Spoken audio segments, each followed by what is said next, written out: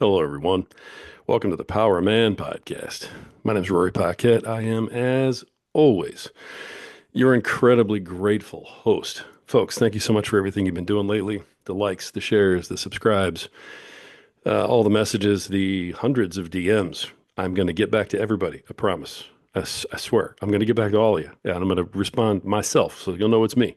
But just hang in there because, man, you guys have been flooding us lately. Now, we've had a lot of great guests, but you have really responded. I'm grateful. If you're not out there doing everything you're doing, I don't get to sit here and do everything that I'm doing. So thank you from the bottom of my heart.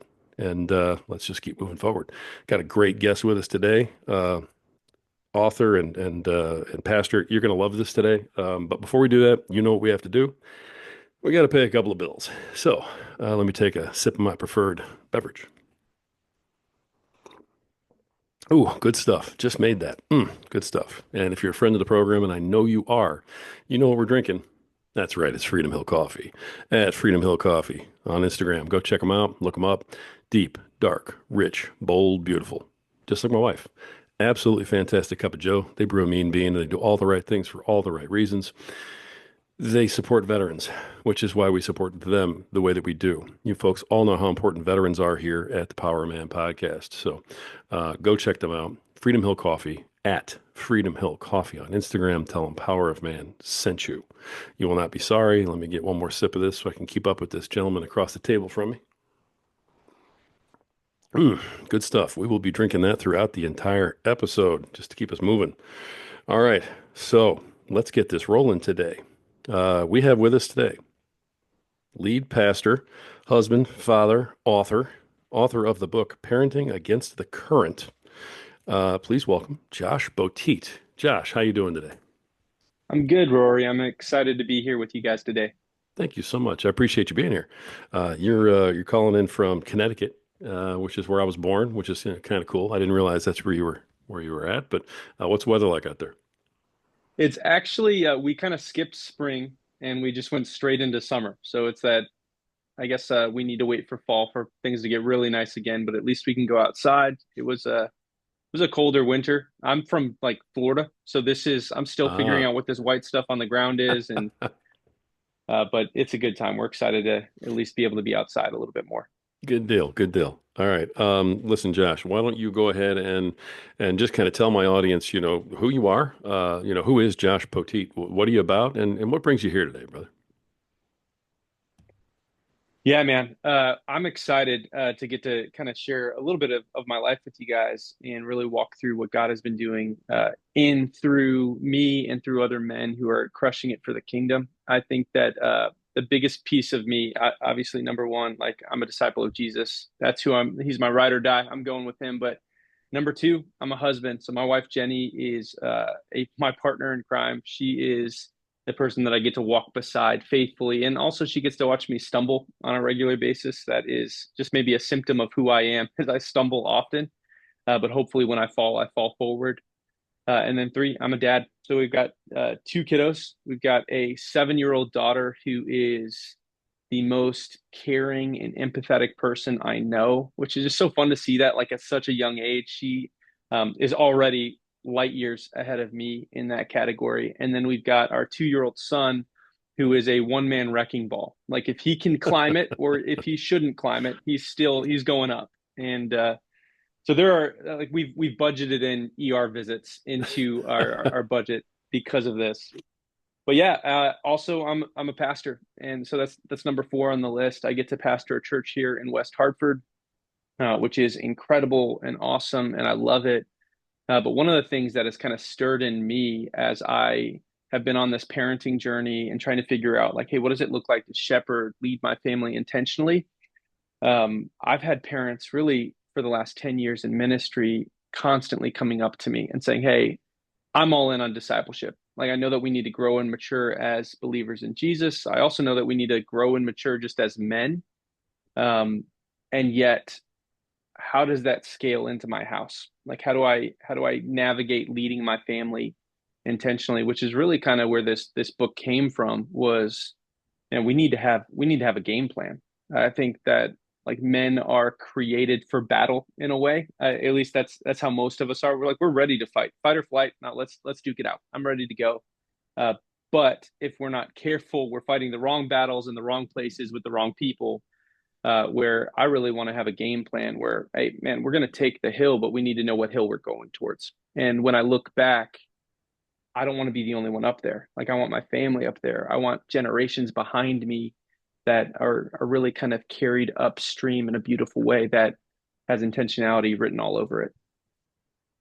That's so very well said, all of it, the way you just kind of threw that out there. So, one of the tenets of our program at Power Man is, protect, provide for, and lead your family. And that's something that everybody's always talking about. Well, I want to make a difference. I want to make a difference. And what I'm always telling folks is make your difference at home first. Take care of your kitchen table and then worry about the rest of the world. It sounds very much like that's what you're trying to say is take care of your home first and then worry about everything else. Well, yeah, I think that's the challenge. And I'll speak for me. That's Yeah. the challenge for me is I get it really backwards. Um, and and so what happens is ministry, ministry, ministry, and I forget that my number one ministry is my home. Like they're not meant to get my leftovers, and if all your kids get from you is your leftovers, don't be surprised when they leave the table. I've got a responsibility to shepherd them first. And I say this to leaders all the time because, at least in church world, but I think this hits the secular world too, like business. Like I was in that environment before, military. I was in that. Like every environment I've been in, it's go, go, go, hurry, hurry, hurry, run, run, run. And what happens is I get so caught up in those atmospheres that when I get home, I'm tired and I'm exhausted and I would rather like there's just a gravity to the couch versus giving another piggyback ride. And yet, if I'm being intentional, I know that I need to hit the reset button on the way home because my family is number one, which means that, and I say this to leaders all the time, like if you're going to cheat somewhere, cheat the church, cheat the job, cheat the whatever, because your family needs to be number one. And when you look back, you're not going to regret pouring more into your family, raising up kingdom leaders in the way that I believe that all men are meant to. I love that. The obviously most of this, if not all of it, is based, within your faith and that type of thing. Is this were you raised with a very strong faith, or were you one of the people who had something happen that caused you to find your faith? More of an action reaction type of thing. Yeah, I'm probably on the latter side of that, a little bit of a mix, but I grew up in a home where we didn't really talk about God. We didn't navigate that. We went to church up through like fifth grade, but it was more so I think to kind of appease my grandparents, and so they moved, and then that wasn't really a thing anymore. What happened for me was I would say like what a man is meant to be. I decided to go with the current of the world and go with what the world says a man can be. And so there was one time where I had a girlfriend who described me as the typical frat guy, and that was a badge of honor for me. Like I was like, that's it. Like that's it. It's so wild to look back on that, on how lost I was, and so kind of like being a little more succinct with it. Alcoholism runs in my family. Even before I drank, I believed I was an alcoholic. That was just, it's so rampant. 3 out of 4 of my grandparents died because of the disease. And sure enough, found out in college, absolutely right. And so I was kind of pulled into this whirlpool of like, hey, everything revolves around the drink. The point of Sunday morning is how am I going to convince somebody to drink with me Sunday night? And that led me to light a lot of relationships on fire and brought me to a point where I had a list and it was in my head, but I really did have a list of all the things that I would never do. And I reached this point where I was checking off one by one by one. And the challenge for me in my faith journey was I have never struggled with the concept of God existing. That's never been a challenge for me. I can't, like, you can't convince me that this happened on accident. It doesn't make logical sense to me. But who is God, and why on earth would he care about a guy like me who has lit his life on fire? Like if I had a resume, I put it in the shredder. And I was at this point where it's like, okay, like I've got nothing to offer. So why would he care about me? but at the same time, I can't live the way that I am. And so it started this pursuit of trying to figure out who God was. And it wasn't just who is the Christian God. It's like, let's look at all the faiths, look at the options, what makes the most sense. And I just kept going to the evidence and over again. It just became really clear and obvious to me that Jesus was real and that he's the truth and that he was worthy of me giving my life to, and that it wasn't about the resume that I built, but it was about him stapling his resume on top of mine, which was really important and changed everything for me. So rather than me being a godly man or a leader of my house or just courageous and bold wherever I am, rather than that being a I need to earn something, which is what I thought it was. It's a I'm responding to something that I've already received. Hmm. Nice. Nice. Okay, so this is relatively young in your life still. This is post college, that your faith starts to kind of, come to fruition. Yeah, it was about a Oh, year into the army. And so I was like in between college because I did the whole like light your life on fire, then try to solve it by joining the military. That does not solve your problems, fun fact, but it is a good place to at least get some structure, which was hugely beneficial to me. So about a year into that. So at this point, like I'm 13 years sober, but back then it was fresh and raw. And the military is not a sobriety strategy by any means. Like it right. was, that's God's provision that I made it through that. But at the same time, it was a great place to give me some structure and give me what I need in order to give back and start being others focused and start like lifting my eyes up off my feet and maybe up to a God who was ready to welcome me into his arms. And I'm always curious about that too when I hear, folks who have had military service. And you heard me talk about veterans. We have a lot of veterans who listen to our program. And so your experience in the military was a positive one, then it sounds like. I would say it was mostly positive. It Mostly. wasn't There you go. the Saving Private Ryan experience that I was looking forward to. I was like, oh, I'm going to join the infantry. It's going to be great. We're all tough, and maybe wasn't as organized as I expected it to be, and yet it was good for me. It was not something that I regret at all. In fact, when it comes to living out my faith, that was one of the tougher environments that I did it in. I also worked EMS. I kind of early on checked off a lot of the boxes that I felt like gave me value, Mhm. and then I kind of shifted my focus later on. And a lot of those atmospheres, it was tougher. It's tougher to live out your faith boldly. But what that did for me was it gave me an atmosphere where I needed to be stretched and to really press in and understand, like, hey, what do I actually believe and why do I believe it? Because I need to be able to provide insight when somebody asks that question. So I would say I would call that the training ground for my life. I am very much the leader and the man that I am today because of those seasons of life that God brought me to. And the military played a pretty big part in that for me. Nice. Nice. And you never know what you're going to get with that question, when you ask somebody what their experience was, of course, Oh, in the yeah. military. So, how about your transition back? I like to ask guys about that just because I get so many answers to that too. Transition back for you, was that a difficult thing, transitioning back to civilian life after you've been, in the military, or was that, something that took a little doing?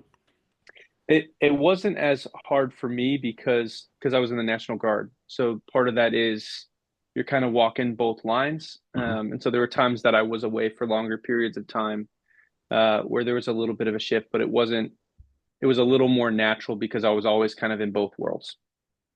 Good deal. Good deal. So you come out of the military, and at what point are you saying, "Hey, you know what? My faith is so strong. I want to become a pastor. Like I want to do this for a living." Well, Rory, I want to be very clear. I never wanted to do this. This was not my plan at all, ever. That's honest. I well, listen, here was my plan. I was like, listen, I'm going to make a lot of money. I'm good at sales. I'm good in the business world. I'm good at whatever. I'll make a lot of money and I'll just give it to the church. I'll be the best Bible study leader of all time. But I'm going to drive the nice car. I'm going to have the nice house, and things are going to be really, really convenient. And God, piece by piece, lit that plan on fire. Not thankfully through foolish decisions, but just through conviction. Um, I was in a season of life. I was actually still serving in the army, had just been married, and because I was in the National Guard, I was also working EMS, and I loved it. Like that's what I wanted to do. I wanted to be a firefighter. Like I was fully on track for what I wanted to do. And all the while, God had these people coming up to me saying, "Hey, you should really consider ministry." And I said, "Man, that is really kind. I love that. Not interested at all." Like shut it down over and over and over again. And eventually I got to the point where I was like, okay, my unit was about to deploy. I needed to reenlist. I was planning on reenlisting. I wanted to go. Those were my guys that I was with. I was a team leader at the time, really, really invested in them.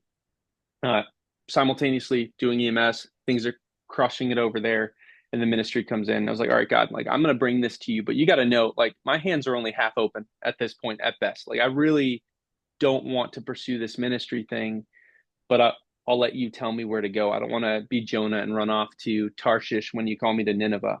And so I did that, and through just the weirdest, wildest, randomest conversation with this guy, like I'm literally reading my Bible at a Starbucks, and this dude, which is maybe taboo on this because I know that we've got another coffee we support, so you can bleep that out.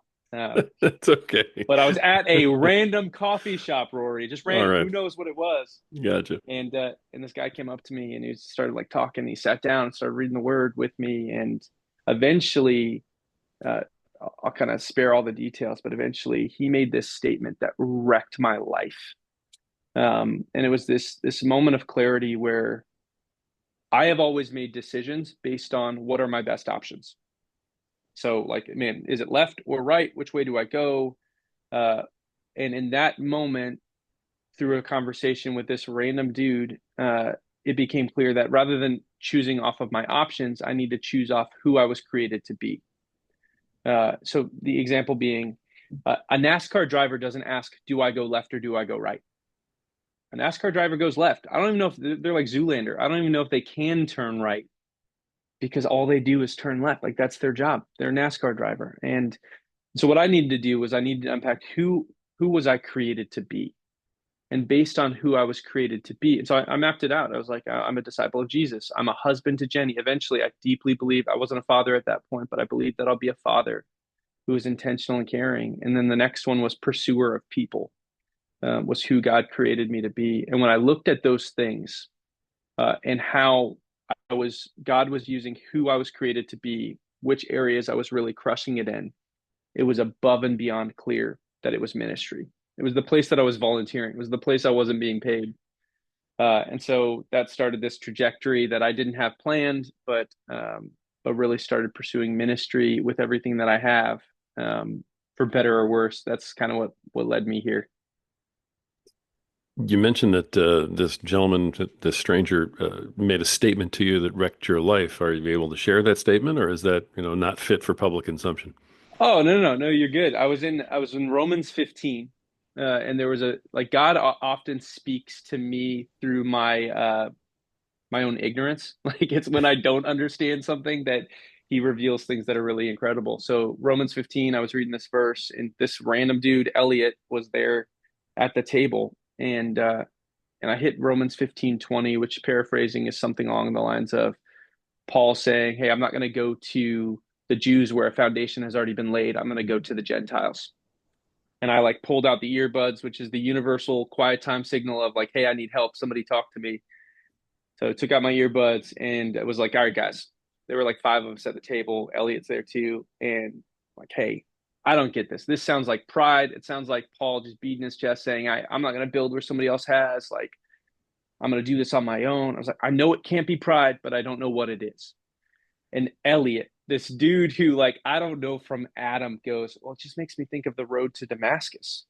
I was like, "That sounds great. What are you talking about? Like, I know the story, but what does that have to do with this?"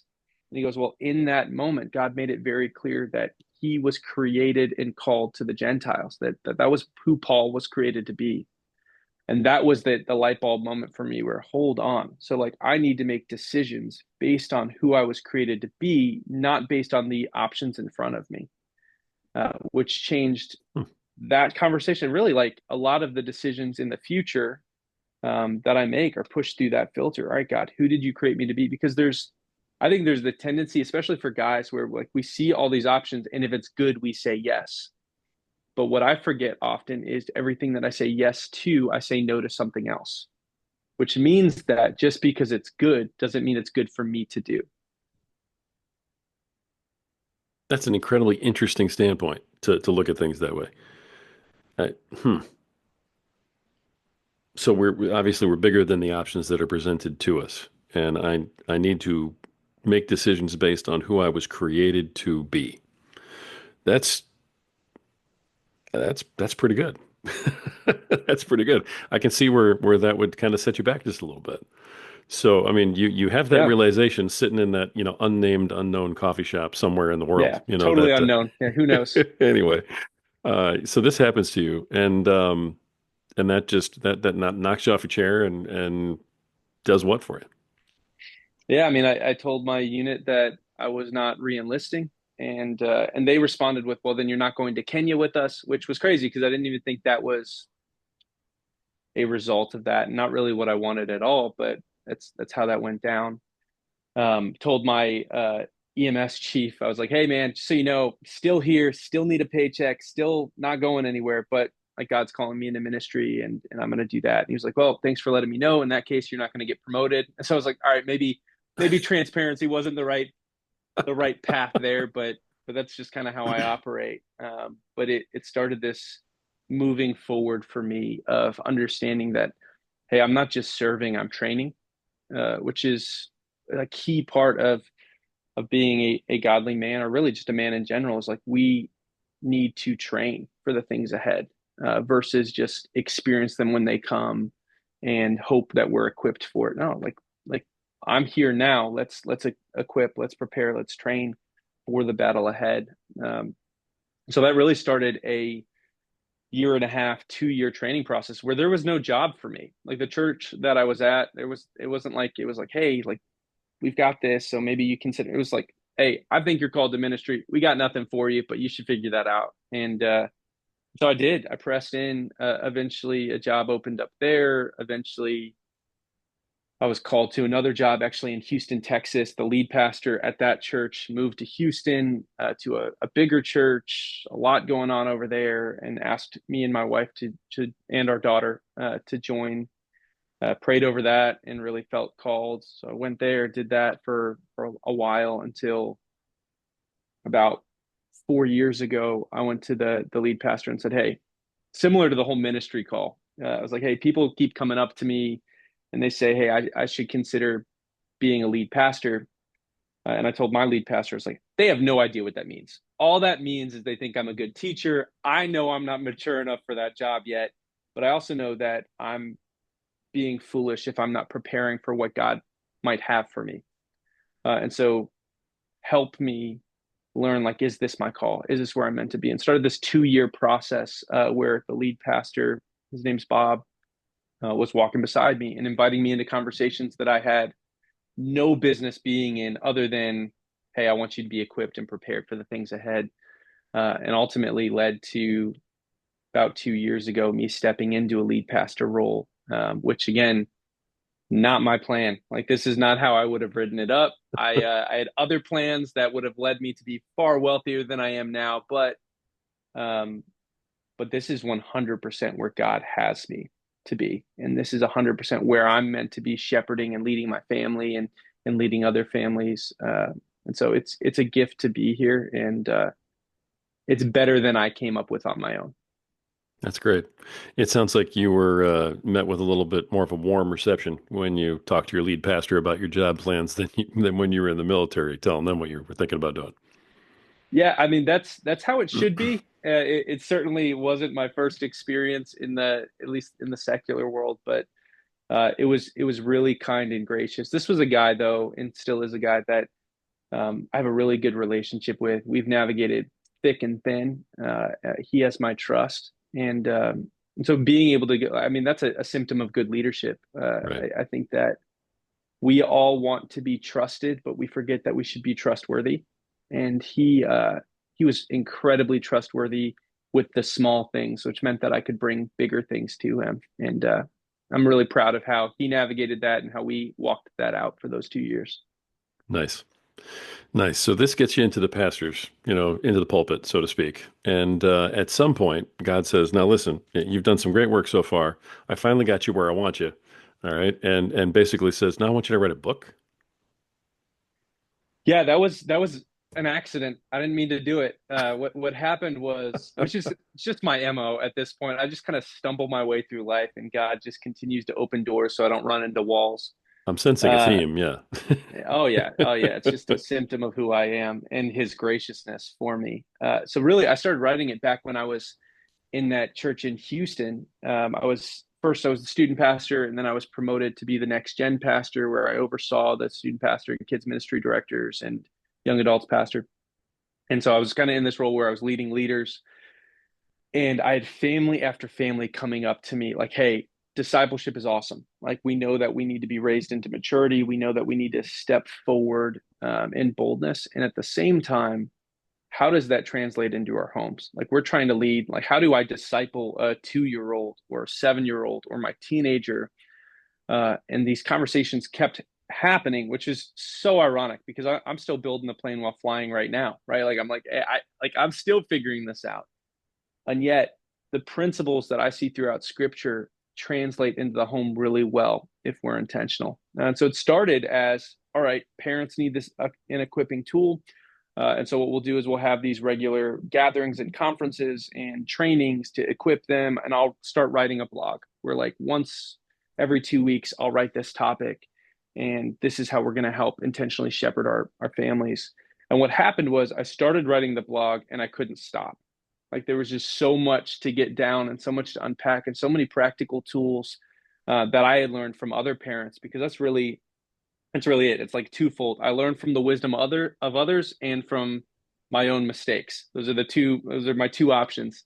And because I rarely get it right on my first try. And so I just started writing, couldn't stop. And it became this tool that was meant to be hyper practical in shepherding families upstream. Like how do we shepherd families to actually live into the design rather than the default of this world? Nice. Nice. Okay. So tell me about the structure of the book. Is it educational? Is it actionable? Is got an action plan to it?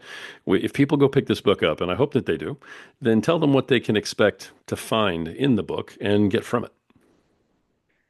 Yeah, so the goal was for it again to be just hyper practical, but also not miserable to read. Like sometimes I'll pick up these books and I'm like, man, I love the concept, but you're not reaching me. I really wanted to write this in a way that was going to reach those young parents, especially who are like, man, I barely got time to like keep my head above water. I'm drowning over here. And to read something that's boring and not going to meet me where I am is not really going to cut it. So I wanted to be life filling. So it's this story based format. We're kind of using different stories, my own experience of others to engage, try to use humor because that's just how God has wired me. Like that's how people reach me. And so I want to reach out the same way and use that to lead out a practical message and mission for men and women. This is for moms too, to really intentionally lead their families. So you'll see the structure really like chapter one. You're going to be like, this doesn't even feel like a parenting book. Like you're talking about me, and that's because like dads, like just got to tell you, like if you don't have your act together, you're leading your family to where you are. And so I have a responsibility to lead myself well, or I would word it, be led intentionally by Jesus, and then my family will follow me to where I am. So that's chapter one. Chapter two, you're going to be like, oh man, this feels like a marriage book now. Like we're focused on marriages, and that's because your marriage is a magnifying glass. Like it's going to reveal the things. It reveals to me the things that exist in my heart that are ugly that need cut away. Like I thought I was this selfless dude, and then I got married, and I was like, oh my goodness, like there is a lot in me that is radically selfish, and then I need to like turn over and surrender to my Lord. So that's chapter two, and then chapter 3 through 10 is all let's get practical, let's dive in, like how do we navigate this. So it really kind of talks about um teaching through values versus consequence. Like, how do we like point to what's good versus what the negative consequence would be? The example being, um, if my daughter came to me and she was like, "Hey, Dad, I cleaned my room. Like, I cleaned my room. It's immaculate. It's perfect." And I go, "Baby, that's incredible. Like, thank you for doing that. Why'd you do it?" And she goes, "Well, because I didn't want to be grounded. Like, because I'm like, I don't want you to be mad at me." Well, that's I'm glad you cleaned your room, but that's not why I wanted you to do it. Like, how much better is it for her to say, "I cleaned my room because I love you. Like, I care about you, and I know you like a clean room, and so I did this to show you my affections." Man, that's the better option. And so the book takes examples, stories like that to help kind of lead out a progression of what it looks like for us to practically do this well. Another example would be, and this is a leadership example too, of like we get in these positions of authority and we think that we can't make mistakes. There's a Rory, have you ever seen the Dwayne Johnson Hercules movie? Yes. It took me a minute, but It, yes, I have seen that one. it's trash. It's awful. It's It's not really good, bad. but it's so bad. But there's this phrase that happens in it where like he gets cut or something is going on and his like second in command like covers him. He's like, "Hey, don't let them see you bleed."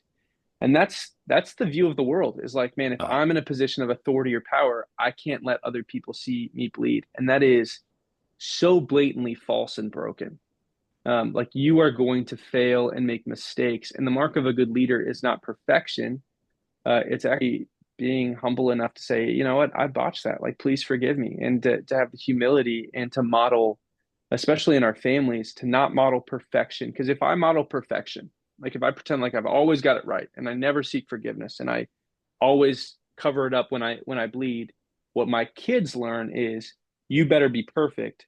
And if that's the statement that they learn, shame is going to own them. They're going to be owned by shame because they are going to fail, and failing is going to look a whole lot like them being screwed up versus them just making a mistake. And so, what I want to do is model that. Like, I want to seek forget. Like, if my kids hear "Will you forgive me?" from anybody, I want them to hear it from me the most.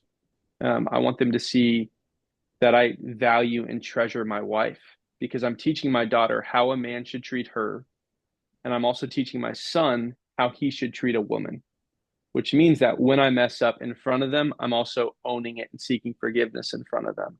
Like there's a lot of pieces like that that this book walks through that's really practical. The phrase that I use over and over again is like when you fail, fail forward, like take grounds for the kingdom. Something I loved about Ezekiel Elliott, like back when he was like really, really, really good as a running back, he wasn't like the fastest guy and he wasn't the guy who was like the quickest. But when he would get blasted at the line of scrimmage, he would always fall forward. Like he would fall in the right direction. And that's what like we as parents and men need to do is like don't be afraid to fail. Take risks. That's the mark of being a man. Like my son, I was telling you earlier, like he loves climbing things. Like taking risks is just built into his DNA. Like he's climbing things that are not sturdy enough to hold his weight. But that's how he's going to learn. And like we're meant to take risks as men. And so I want to take risks and fail, but when I fail, I want to fail forward. So every chapter in the book kind of closes with a series of questions that unpacks the concepts of the chapter, but does it in ways where like, all right, take this concept, apply to your life. So where are you missing it? How can you grow in this? How can you put this into practice? So again, it's really taking concepts and really translating that into your everyday navigating upstream. nice. All right. And so you said that I know some of this is based on your own personal, experience and stuff, but you've also taken certain stories from other folks and things like that, right? I mean, that's been a key part of it because again, like I learned the hard way, and I'd rather learn through wisdom than consequence. So it's a series of people in my life. Actually, the book is co-authored by one of my good friends, Matt Nations, who is the best dad that I know. Like he is so intentional. They've got him and his bride. They've got four kids, and man, it's so fun to learn from them. Every time I'm in their house, I'm just almost like taking mental notes of like, oh man, I need to do this and apply this. And but also like having community is essential. like having other voices into your parenting. There's this mindset um, in today's culture, and it goes something like this: like, don't tell me how to parent my kids. And I would just say, like, listen, that's so foolish. Like, that's such a foolish mindset. Now, I'm not saying everybody should have a voice into your parenting. That's not good either. But if I've got this mindset of I know my kids better than everybody else, and so I'm not gonna, man, like there are other people who have been there and have walked the path. How arrogant is it for me to go, you know what? Like, I've got this. You keep your mouth shut. I'll figure. No, like, let people speak into your parenting. The one of the chapters of the book is titled "It Takes a Village to Raise a Parent," because it does. Like, we're figuring this out together, and I need other parents in the same life stage and ahead of me and behind me because I want to help them too. Um, like, I need multiple life stages there so that I can really be poured into in the way that I need to, that my kids need me to, which is exactly how we navigated this book. The book also kind of covers some topics that I, on my own, would be wildly ill-equipped to address, like co-parenting. So I've walked through that with other parents on like how to navigate that, but I really wanted people who are in the blended family dynamic to be able to speak into, hey, here's what we've learned. Here's what's really helpful. Here's what is really crappy. And it's just the reality of it. And then also single parenting. I wanted a single parent to be able to speak into, man, this is what's helped me because those dynamics conceptually I could come up with some basic rules and whatever this would be helpful, but I wanted people in the thick of it to be able to speak into it who are crushing it, so that they can help other parents in similar situations navigate that same thing. I love it. So you interviewed or brought in people or repeated the stories of people that actually had the experience in these fields and on these topics. Yep, stories, concepts, their experiences, had lots of conversations over the course of, I mean, this book took 2 years to write because constantly inviting other people in to really make sure that this is a impactful. It's the idea of we want it to reach as many parents as we can, but we also know, I think we were talking about this earlier, like if I try to write something for everyone, I reach no one. And so trying to make it as specific as we can, fine-tuned, and yet having it wide enough that parents, any parent who picks up the book can say, hey, man, this is practical. This is helpful. I know what my next step is. And really, like even beyond that, I know where I'm parenting toward, which is a lot of Mm. the problem is we don't have a destination in mind when we start parenting. It's I'm just trying to survive. Like I'm trying to keep my head above water. I don't know how to do a swaddle. I don't know like this that first dirty diaper that a dad does is like my favorite thing to watch them try to do just because it's like it's not even normal. Like it's just like it's wild. So like we don't know what we're doing. We're drowning over here. And at the same time, because we're just trying to tread, we forget that we're actually meant to be swimming towards something. And we forget about the destination. So that's what this is all about is really kind of being a destination parent, having a destination in mind for our kids. I love that. First, let me just say that I love the fact that you brought in credible sources that have experience in it. Because I've read so many different things from people who are using concepts like you mentioned, and saying, Mhm. well, from what I've learned, I haven't experienced it, but this is how I'm pretty sure, it goes. That just lacks so much credibility, and by the same Mhm. token, you're a younger guy, you've got younger kids, so you haven't actually experienced some of these. But to have the wherewithal to go out there and get that firsthand experience gives your book a tremendous amount of credibility. It sounds like you've written a very thorough, credible book here. And I appreciate that just as someone who's, getting ready to read it.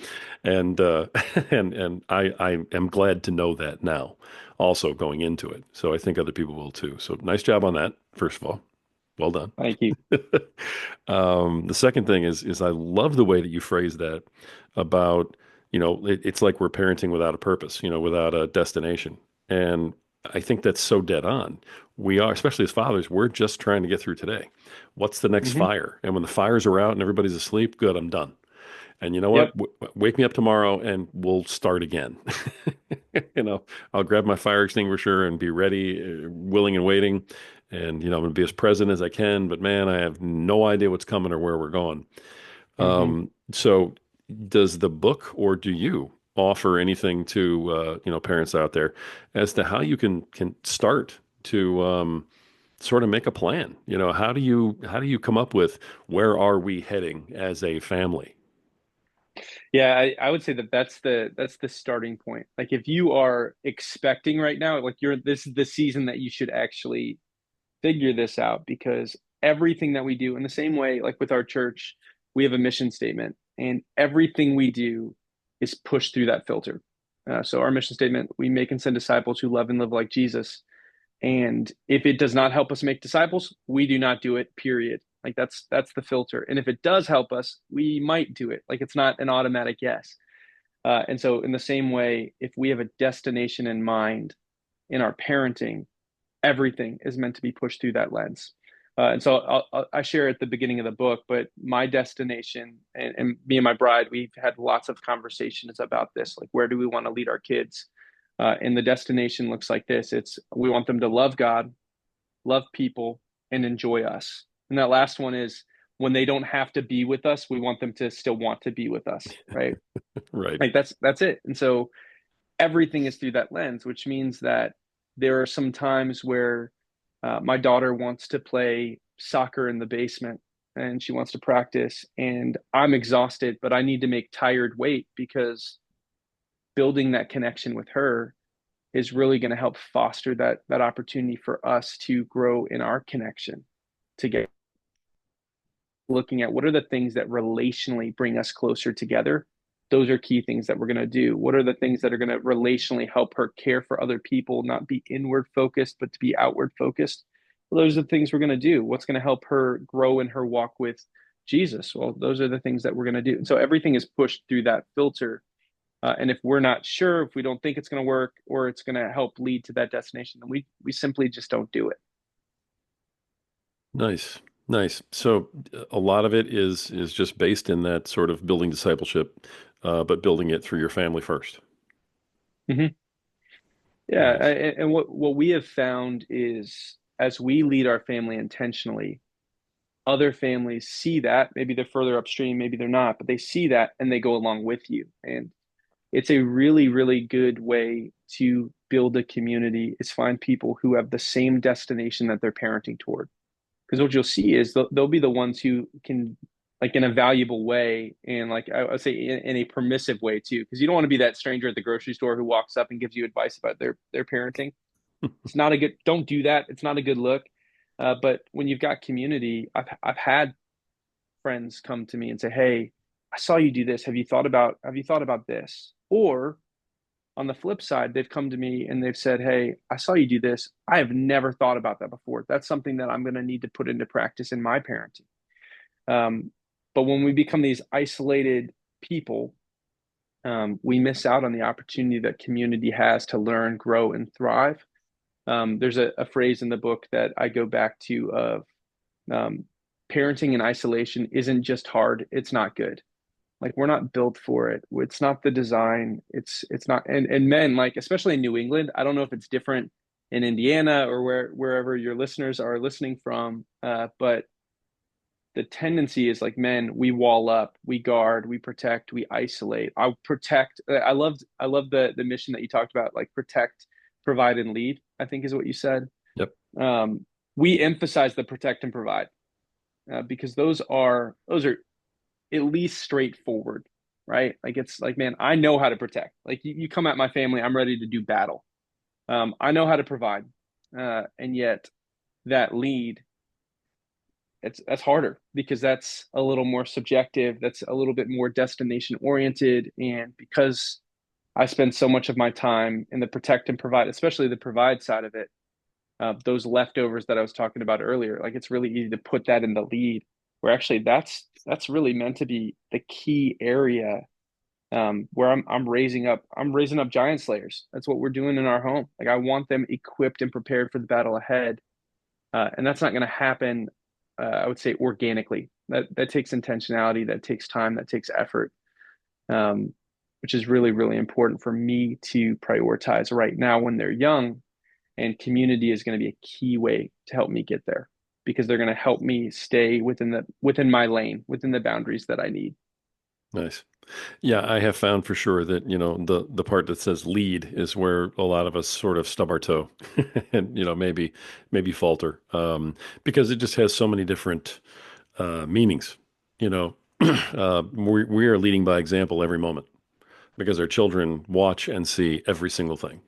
They see Yep. every reaction, every action.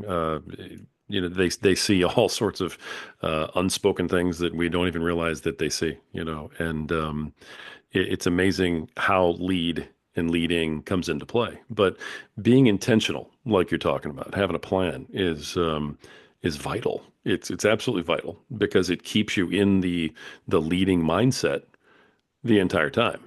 The other two become almost given. Like, well, of course I need to protect, so I'm going to. Of course I need to provide, so I'm going to. But that leading needs to be, in the forefront. It needs to be the thing that's at the front of your brain that's always on, even when you don't think they're looking. Yeah, you'd never run onto the field of a football, like a professional football game, and start trying to run the plays without ever looking at the playbook.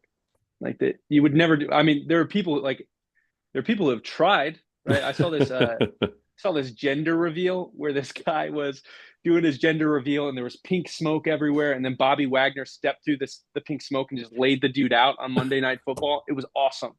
As soon as that guy learned to walk again, I'm sure he became a great girl dad. But uh, the point being is like when you get on the field, you need to know the plays and you need to be trained and you need to be equipped. And we can miss that because the busy, like I like to say that um, we were meant to lead our schedules. Our schedules were not meant to lead us, and yet that's usually what happens. I don't need to fill my schedule; it fills itself, and then I'm so busy that I forget to be intentional about where I'm leading to. Nice. And then what happens is I'm not trained, prepared. I'm getting on the field with pink smoke, and Bobby Wagner's there waiting, ready to lay me out if I'm not careful. We need a plan. Perfect. Perfect. Now, the are there is there additional help offered in addition to the book, like through your website, or is the book all encompassing in terms of, it tells the story, but then also gives points on, how to fix some of the things that are going on?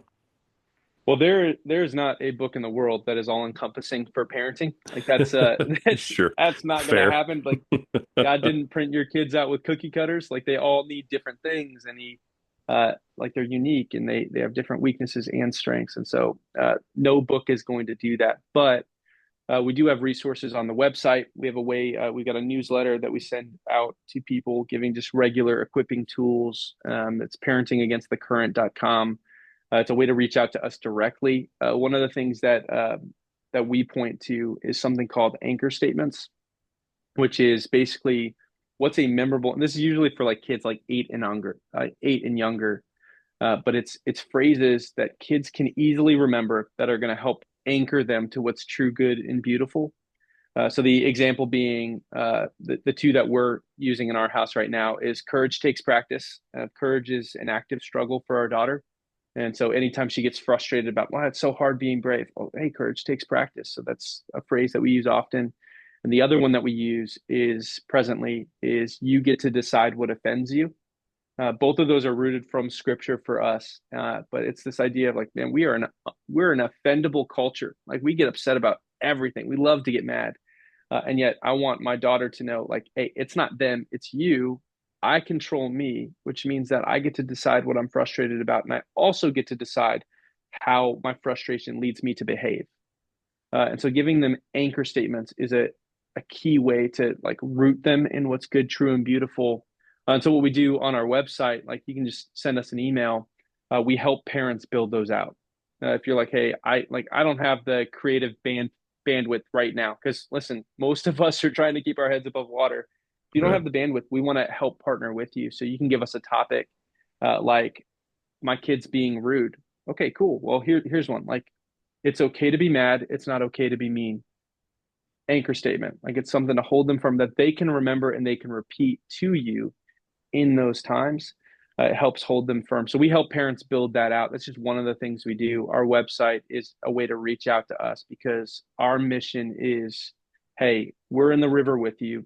There's a current pulling us in one direction, and yet we want to move forward together, which means that reach out to us. We want to help. Nice. Nice. Now we've talked about, um, at length about parents taking responsibility, being, purposeful, leading the family. There is and has been, a growing movement, unfortunately, where more and more parents seem to be sort of leaving the raising of their children, to the schools, to the church. It's up to the school to teach them everything. I'm not going to. Why is my teacher there, right? If she can't, he or she can't teach them. But then with the church, also, I find that, hey, I'm going to church once a week. How come, the pastor's not teaching my kids about discipleship? It's not my job. It's theirs. And I know that you kind of have an opinion on that. You've cautioned against just like leaving that to the church and not taking on that responsibility yourself. I wonder if maybe you could speak to that. Yeah, the current today, kind of what you're talking through is I'm going to delegate authority because it's easy. Hmm. And we probably wouldn't word it that way. We'd probably be like, well, I like maybe the church is more equipped, or I don't have time, or but ultimately, like delegating influence is being a bad steward of what you have. Um, here's what I don't do on a Sunday. So I'm the regular communicator from the stage. Sometimes other people will preach, but I'm normally the guy up there. What I don't do is just grab somebody random that I don't know super well and say, "Hey, go ahead and you're going to preach for the rest of the year." It'd be unwise, right? Like I'm letting somebody else speak into what God has created me to speak into. And that's emphasized all the more in our families. Like, who is the primary disciple maker of your kids? You. That was the design. It wasn't the church. Like you were placed in that role to influence, lead, and shepherd your family, and to delegate that is, I would say, I'm gonna use harsher language here, but is foolish and I would call it cowardly. Like not knowing how to lead your family is not an excuse to not lead your family. It should be a conviction of I need to figure this out. I need to get with other parents. I need to press in together, and to defer that role to someone else is risking because you don't know where they're going to lead. And the other piece of it is because you could be plugged into an incredible church. This is not an indictment on the church that I lead. Sure. The body of believers I get to be a part of are incredible, and yet we get your kids with us for we'll call it 2 hours, which is not even true. It's less than that. It's probably an hour, and our church shows up late all the time, and so maybe it's less than that. We'll call it 2 hours though for 52 weeks if they show up every Sunday of the year, which they don't. Okay, so that's 104 hours we get with your kids. That's nothing. That's hardly any of their year. You are with them more than anybody else. You are the one spending weekends with them. You are the one knowing their heart and what they stumble over, which means that you're also the one most equipped and prepared to be able to navigate that with them. Just because you don't feel equipped doesn't mean it's not your responsibility. What it should be is a conviction to, okay, I'm not equipped, great. What do I need to do to grow? What do I need to do to mature? What do I need to do to have practical tools? It's not just our book. There's plenty of books, resources, conferences, podcasts like this being one of them that is geared and aimed at making sure that men are able to step into the role that they're meant to, uh, and live out the design that God had for them. And if we're intentional about that, if I'm intentional about that, I will find that I don't need to defer my role as a man, as a husband. Like, would I ever defer my role as a husband with my wife? Like, I go, you know what? Hey, I can't do it today, honey. You go sleep with the neighbor. Like, I would never do that. That would be unbelievably foolish. But we do it with our Right. kids all the time, right? We're like, hey, you know what? Like, you be parented by the church. You be discipled by whoever. Great. Like, we want to help. We want to partner with parents, but it's that churches, schools to a degree. It depends on where you live, I would say. But churches really, we want to partner with parents, but it's a partnership. This is your role. We want to help. And if we can view it through that lens, one, it's far more healthy. It's going to lead you to be way less frustrated because then the church is not the fall guy for every mistake your kid makes. But two, it's going to lead you to live out that mission that God gave you. Like you're meant to be a disciple maker. You're meant to lead out the mission. You're meant to shepherd your family. Your family is yours to lead. Do it and do it with boldness and courage. So well said. Just so well said. I tend to agree on everything you just said. So I'm just sitting here nodding my head, letting you talk because you know what? I mean, you're just right on, brother. And I think that I love the example, which I've never actually heard before, and I'm going to steal, like starting right now, that Do you it. would never delegate your marriage like that, ever. You never would. And it was, it's comical, but it's also very real. And what we do all the time with our kids is say, I don't have it in me, I'm tired, so somebody else can raise my kids for a few minutes. I have a thing that I say all the time on the show, and it's that the people who depend on you have to be more important to you than you are to you. And It's I good. get a lot of flack for that because I get all of the, well, if the plane's going down, you have to put your mask on first, yeah, blah, blah, blah. It, it's in how it's intended. I Mhm. made the choice to bring my kids into the world. So I don't get the option to be tired if they need something. If there's four people sitting at the table and there's three pieces of chicken, I'm the one that doesn't eat because it was my job to bring in the chicken. It just simple things like that. And when it comes to teaching your kids and raising them and establishing discipleship with them and things like that, that is our job first and foremost. We can get help from the church. We can get assistance from that.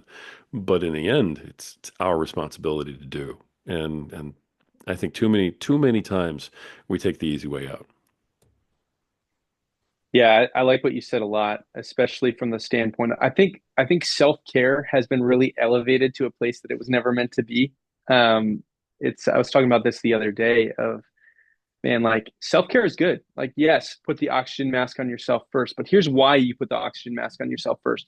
It's so you can put the oxygen mask on others, and so you don't pass out halfway through the process. I do think that there is a time we do it way too much because we're so like me oriented. But there is a time to say, hey, I am at my emotional bandwidth limit, which is, I say that because that's where I have low capacity. Like physically, I can run, mentally, I can run, emotionally, there's a cap for me, and I need to hit the reset button. But I have open dialogues with my wife about that. I say, hey, Jenny, like I'm on fumes right now. Is it okay if I step away for 20 minutes, whatever I need to reset my heart so that I can? It's not a so I can enjoy whatever. It's not so that I can be happy, which if you're seeking like if happiness is your primary goal, I would say that you're missing it anyway. Um, it's so that I can be the husband, the father, the disciple, the leader, the whatever hat I'm wearing in that moment. That's why you put the oxygen mask on. And if that's the lens I'm looking through, it's going to lead me to really just stop taking the oxygen mask off. I'm going to have it on, be ready, prepared, and engage intentionally with what's in front of me. But self care, I have found really tends to be a part of this like me movement where hey everything I do is about me and I want to be happy and I want to be comfortable and I want to feel good. Listen, parenting doesn't always feel good. Like that's just the reality of it. Like marriage doesn't always feel good. Like if that's what you believe because you're not married and you're like this is going to solve all my problems, newsflash, it's not. It's just going to magnify them. Right. Every piece of luggage you had before, you're carrying that baggage into your marriage. And the same with parenting. And so it's not going to solve your problems. What it's going to do is it's going to allow me a clear lens of how I can grow and step forward to who I'm meant to be, which means that if I need that break, need to, hey, I'm exhausted, I can't, or I'm sick. That's usually one that like because I don't know about you, Rory, but I'm useless when I'm sick. My wife jokes about it. I got the cold one time and I literally I go to the doctor and the doctor goes, yeah, it's the common cold. And I had been sick for like a week. This was like 7 years ago. And I go to Jenny and I'm like, I swear I've never had the cold before. Like this is I genuinely believe it too. Like we were talking about it yesterday. I was like, I had never had the cold before because I had never experienced anything like that. And she's like, it was just the common cold. Like there's times where you need to step away and breathe, but that is not the rhythm. Like that's not the norm. That's like the norm is intentionality. The Yeah. the habit is pressing in and pushing upstream. The oxygen mask stuff I think is overblown sometimes when we forget that listen, you're not the hero of your story anymore. You're not even the main character. Like you're a like supporting cast at best. which means that like be where you are, be intentional where you are, and move where God called you to move. That was great. That was such a great wrap up, and I love the the sort of filling in the gaps of yeah, you definitely want to put on your mask first in that situation so that you can go be the dad you're supposed to be. There's a reason for it, not just, well, I'm gonna go put mine on so I feel good. And Right. it is that connect the dots that I think we kind of miss sometimes. Josh, I love everything you've had to say today. I really can't wait to read the book. And I apologize. Normally, I try really hard to read the book. We're just cranking out so many episodes right now. I'm behind in my reading, and I do apologize for that. But I'm looking forward to it. When I get done with it, I'm certainly going to let you know. I'll make sure I message you so that you know that I followed Please. through on my promise. Because I'm telling everybody right now, I will read the book. I'm going to get it read, absolutely 100%, so that we can comment on it further. And I'm looking forward to it. Um, we've talked about a lot of stuff, and you've been very gracious with your time and your thoughts and everything else. So as we kind of wrap things up here, let me give you the floor for a minute or two. Is there anything that I didn't ask you? Is there anything that I asked you and we talked about, but maybe you want to drive home a little more, or is there a nugget or leave behind you want to just sort of throw out there for our audience? The last few minutes are yours, my friend. Yeah, no, I appreciate that. I would say one of the like because if you never get into the book, this is my last chance to talk to you about this, or maybe not. And so this is what I would say.